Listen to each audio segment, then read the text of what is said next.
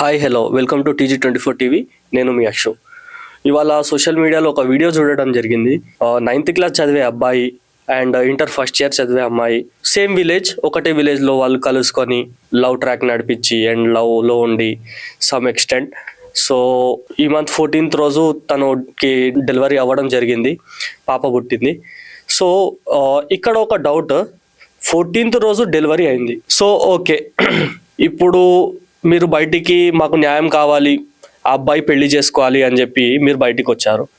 So 9th class చదువుకునే అబ్బాయి పెళ్లి చేస్తే ఏమొస్తుంది? ఇంతకు ముందు దీనికన్నా బిఫోర్ ఈ ఏదైతే ఈ గ్యాప్ ఉందో, డెలివరీ అయిన తర్వాత నుంచి ఇవాల్టి వరకు మీరు ఏం చేశారు, ఫ్యామిలీ ఏం చేసింది?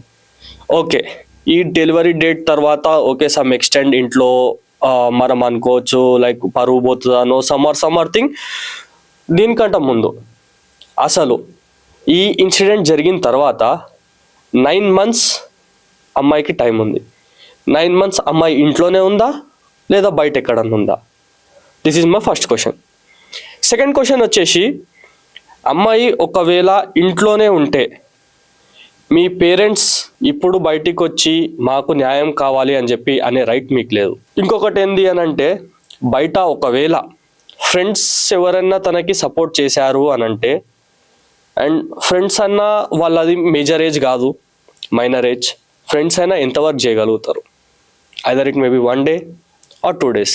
9 months చేశారు అని అంటే అది ఎక్కడనో ఏదో సపోర్ట్ ఉండొచ్చు, అది ఎక్కడి నుంచి సపోర్ట్ ఉంది? అండ్ థర్డ్ థింగ్, డెలివరీ అయింది, పాప పుట్టింది, అండ్ అబ్బాయి సైడ్ నుంచి వాళ్ళు ఎవరు పాపని చూడడానికి రాలేదు అని చెప్పి అంటున్నారు. డెలివరీ చేయాలి అని అంటే ఆబ్వియస్లీ హాస్పిటల్ వాళ్ళు, వాళ్ళ parents, some or the other thing ఉండాలి. సో డెలివరీ ఎట్లా జరిగింది? సో ఇదంతా జరుగుతుంటే మీ పేరెంట్స్ ఏం చేస్తున్నారు? అండ్ ఇప్పుడు బయటికి వచ్చి మాకు న్యాయం కావాలి అని చెప్పి ఎందుకు అంటున్నారు? ఒకవేళ మీ సైడ్ నుంచి, మీ పేరెంట్స్ సైడ్ నుంచే ఇంతవరకు సపోర్ట్ ఉండుంటే ఇప్పుడు మీరు బయటికి వచ్చి న్యాయం కావాలి అని అడిగే రైట్ మీకు లేదు. అసలు ఈ సమాజం ఎటుపోతుంది? 9th క్లాస్ అబ్బాయి ఏంటి, ఇంటర్మీడియట్ అమ్మాయి ఏంటి? మా సైడ్ నుంచి మేము చెప్పాల్సింది ఒకటే, మీ పిల్లల మీద ఒక కన్నేసి ఉంచండి, జాగ్రత్తగా ఉండండి. Thank you.